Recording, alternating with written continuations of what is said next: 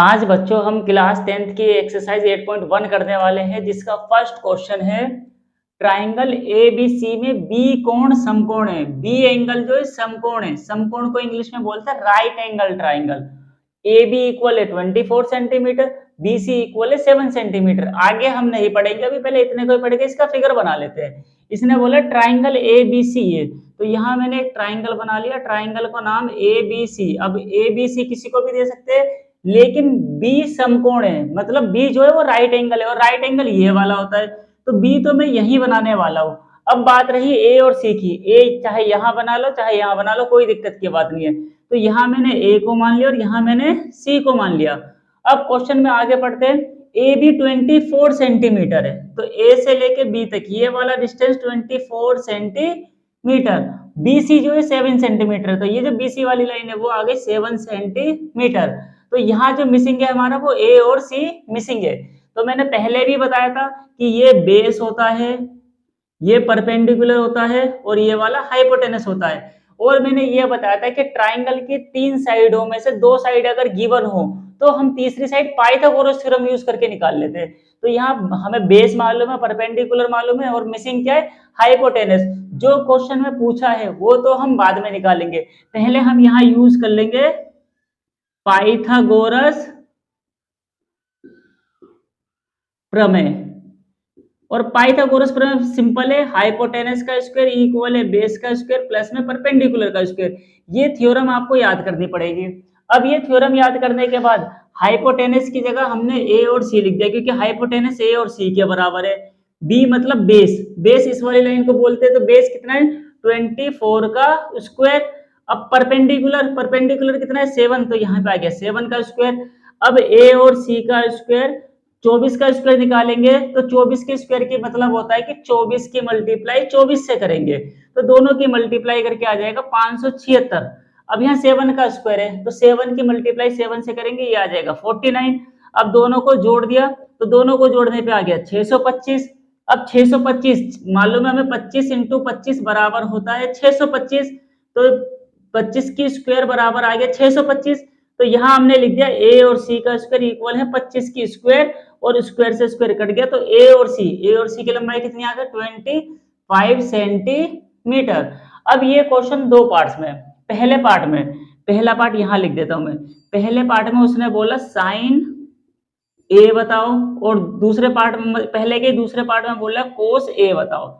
अगर हमें साइन ए और कोस ए बताना है तो इसके लिए फिर से बेसिक पे जाना होगा, और बेसिक है ये वाला P B P H H B. अब इसके बाद यहाँ आपको याद करना पड़ेगा जो जो मैंने इसके रेशो बताए थे। पहला वाला होता है साइन, फिर होता है कोस, फिर होता है टेन, उसके बाद होता है ये हमारा कोसेक, ये होता है सेक, और टेन का अपोजिट होता है कोट। ये वैल्यू मैंने लिख दी है। हमें साइन ए और कोस ए निकालना है, तो साइन का फॉर्मूला पी अपॉन में एच होता है, तो यहाँ लिख दिया पी अपॉन में एच।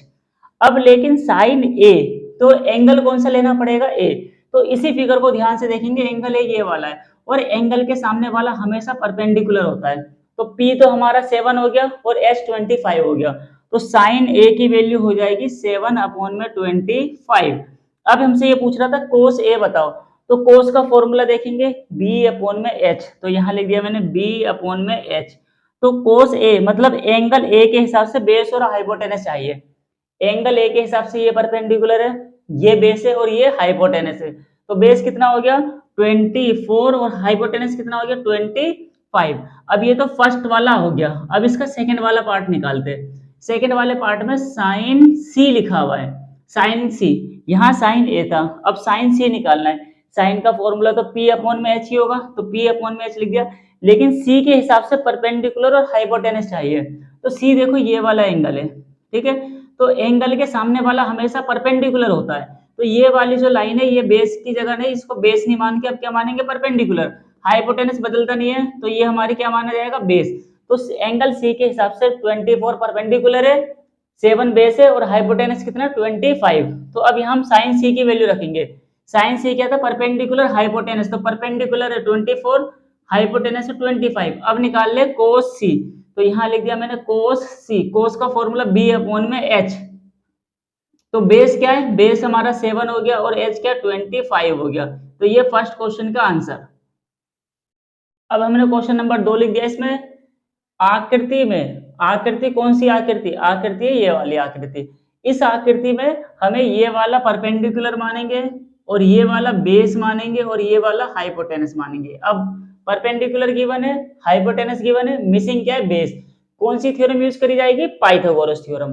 अब क्वेश्चन आगे पढ़ते हैं। कह रहा है इसमें tan p minus cot r का मान ज्ञात करो। tan p minus cot r तो बाद में निकालेंगे, पहले इसकी तीनों साइड निकालेंगे। तीनों साइड में से परपेंडिकुलर दे रखा है, हाइपोटेनस दे रखा है, बेस दे रखा है, कौन सी थ्योरम यूज करोगे, पाइथागोरस। तो यहाँ लिख दिया मैंने पाइथागोरस प्रमेय द्वारा, यहाँ लिख दिया पाइथागोरस प्रमेय द्वारा। पाइथागोरस प्रमेय, हाइपोटेनस का स्क्वायर, बेस का स्क्वायर प्लस में परपेंडिकुलर का स्क्वायर। तो हाइपोटेनस h की जगह रख दिया 13 का स्क्वायर, बेस की जगह b रख दिया, परपेंडिकुलर की जगह 12 रख दिया, परपेंडिकुलर है 12 का स्क्वायर। 13 का स्क्वायर होता है 169, 13 की 13 से मल्टीप्लाई करेंगे 169, बेस का बेस आ जाएगा 12 का स्क्वायर आ जाएगा 144। अब प्लस का 144 इधर आएगा तो माइनस बन जाएगा, तो 169 माइनस का 144, इन दोनों को माइनस करेंगे 25, तो बेस जो है 25 का स्क्वायर बन जाएगा। तो स्क्वायर इधर आके अंडर रूट बन जाएगा 25, और 25 का जो अंडर रूट होता है वो होता है 5, तो जो बेस है वो निकल के आ गया 5 सेंटीमीटर। अब हमें ट्राइंगल के तीनों की साइडें गिवन है, पहली, दूसरी और तीसरी। अब जो क्वेश्चन में पूछा था हमें निकालना क्या था, हमें यहाँ निकालना था tan p minus cot r, ये निकालना था। तो यहाँ tan है और यहाँ पे कोट है। tan का फॉर्मूला देखेंगे, tan का फॉर्मूला था p अपॉन में b, तो यहाँ पे लिख दिया tan p की जगह लिख दिया मैंने p अपॉन में b माइनस कोट का फॉर्मूला क्या हो जाएगा b अपॉन में p, तो यहाँ लिख दिया b अपॉन में p। तो थोड़ा सा और सोचेंगे, tan p मतलब p के हिसाब से, तो इस p के हिसाब से तो ये हमारा परपेंडिकुलर बनेगा, तो ये हमारा बेस बन जाएगा और ये हाइपोटेनस रहेगा। तो tan p के हिसाब से परपेंडिकुलर और बेस चाहिए, तो परपेंडिकुलर 5 है और बेस जो है 12 है, तो यहाँ आ गया 5/12 माइनस कोट r के नजरिए से हमें बेस और परपेंडिकुलर चाहिए। r के हिसाब से परपेंडिकुलर है 12 और बेस है 5, तो यहाँ बेस की जगह रख देंगे 5 और परपेंडिकुलर की जगह 12। अब 5/12 तो प्लस माइनस कैंसिल हो जाएगा, तो इक्वल टू 0, तो यहाँ tan p minus cot r answer equal to 0 आ जाएगा। क्वेश्चन नंबर 3, साइन ए बराबर 3/4 है, तो कोस ए और tan ए, हमें एक तो कोस ए निकालना है और tan ए निकालना है। लेकिन यहाँ तो हमें ट्राइंगल ही बना हुआ नहीं दे रखा जो हम देख के वैल्यू पुट करें, लेकिन यहाँ हिंट दे रखी है और हिंट में बोल रहा है साइन ए इक्वल है 3/4।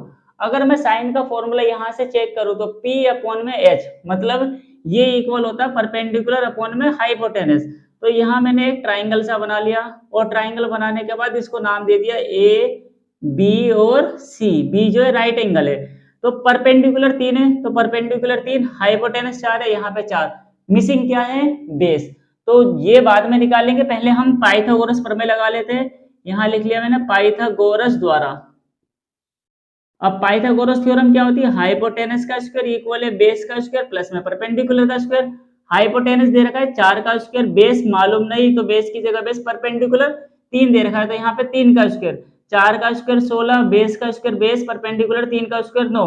तो अगर बेस का स्क्वायर निकालना है तो 16 माइनस 9, प्लस का 9 इधर आएगा तो माइनस का 9 बन जाएगा, तो बेस का स्क्वायर 16 में से 9 गया, यहाँ बच जाएगा हमारे पास 7, तो बेस बराबर आ जाएगा अंडर रूट 7, स्क्वायर इधर आके अंडर रूट बन जाएगी। तो ये तीनों साइड मुझे पता चल गई इसकी, पहली साइड 3 परपेंडिकुलर मान लो इसको, ये हो गया बेस और ये हो गया हाइपोटेनस, ए के हिसाब से ये परपेंडिकुलर रहेगा।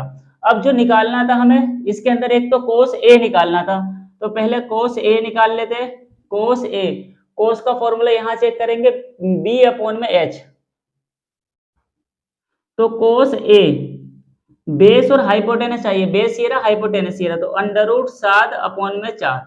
अब इसके बाद हमें निकालना था tan a, tan का फॉर्मूला यहां से देख लेंगे p अपॉन में b, तो p अपॉन में b परपेंडिकुलर है 3 और बेस है अंडर रूट 7, तो tan a इक्वल आ गया 3 अंडर रूट 7। हम इसका क्वेश्चन नंबर 6 करने जा रहे हैं। क्वेश्चन नंबर 6 में बोल रहा है a और b दोनों न्यून कोण है, इसका मतलब a और b दोनों 90 डिग्री से छोटे एंगल है, और जहां cos a बराबर cos b है और cos a equal to cos b है, तो सिद्ध करो कि angle A equal to angle B होगा।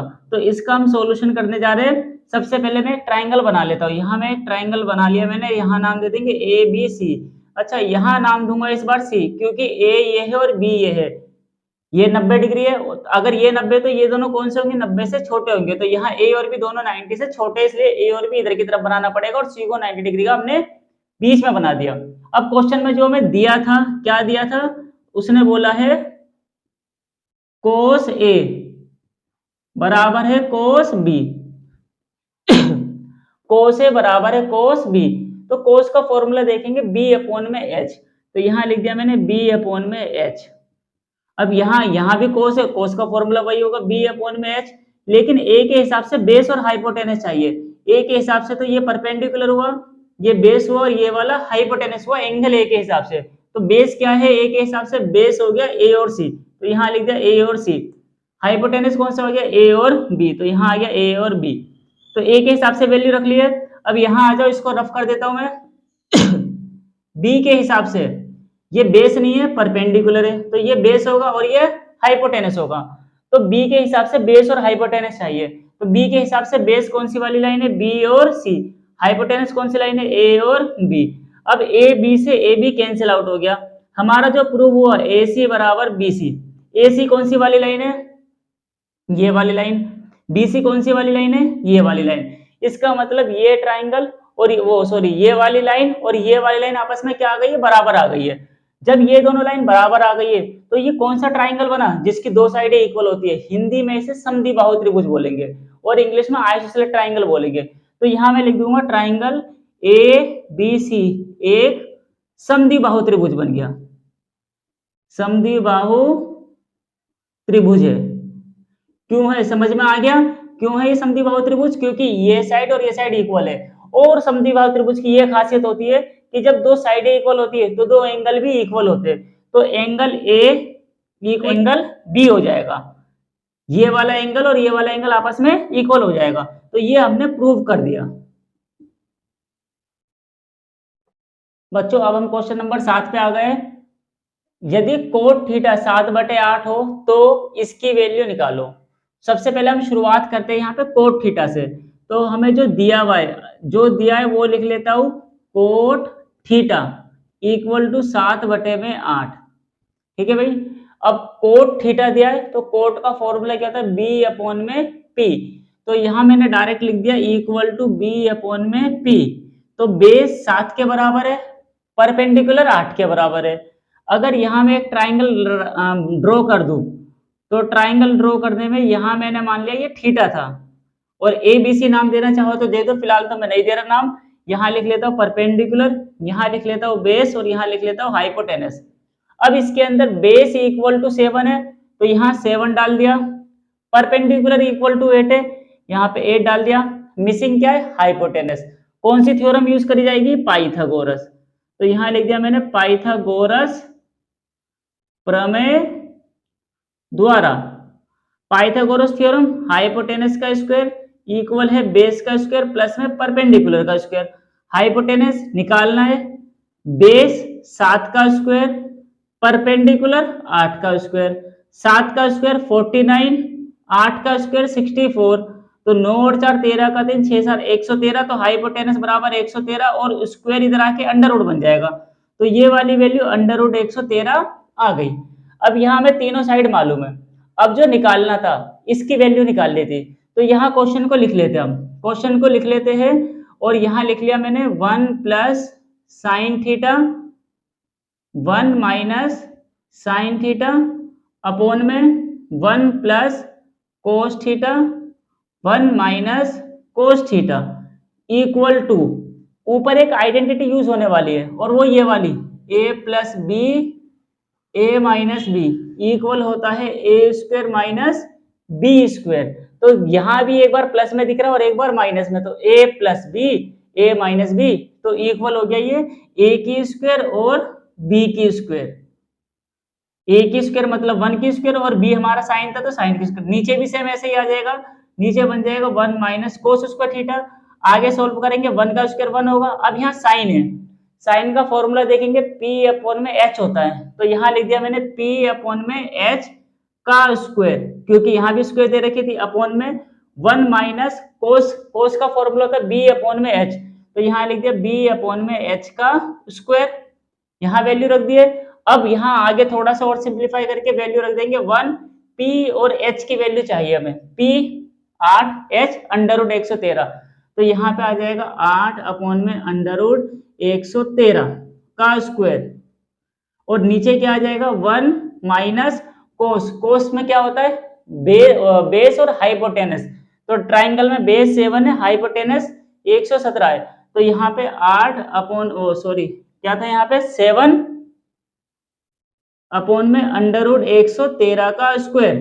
अब इसको थोड़ा सा सिंप्लीफाई और करेंगे, 1 8 का स्क्वायर आ गया 64, और रूट 113 का तो स्क्वायर, ये रूट से स्क्वायर कट जाता है, ये सिर्फ 113 बचेगा। ऐसे यहाँ आ जाएगा 7 अपॉन में क्या आ जाएगा 113। अब 113 से 113 काटने की गलती मत करना, पहले एलसीएम लेना पड़ेगा, तो अपॉन में 1 लेके एलसीएम ले लिया, तो एलसीएम लेंगे तो नीचे वालों की इंटू और ऊपर वालों की क्रॉस इंटू, 113 किससे करेंगे 113, 64 के 1 से करेंगे 64, इसी तरह नीचे करेंगे 113 का 113, तिरछी इंटू कर देंगे 113 माइनस 7, 113 से 113 कट गया, और यहाँ 7 का स्क्वायर, यहाँ गलती हो गई, यहाँ 7 का स्क्वायर आ जाएगा 49, तो यहाँ जो कर देंगे वो हम लोग यहाँ पे 49 कर देंगे। अब जो बचा क्या बचा 113 माइनस 64 अपॉन में 113 माइनस 49, अब 113 में से 64 घटाएंगे तो 49, और 113 में से 49 घटाएंगे तो 64, तो ये जो वैल्यू आई है इसी को आंसर माना जाएगा।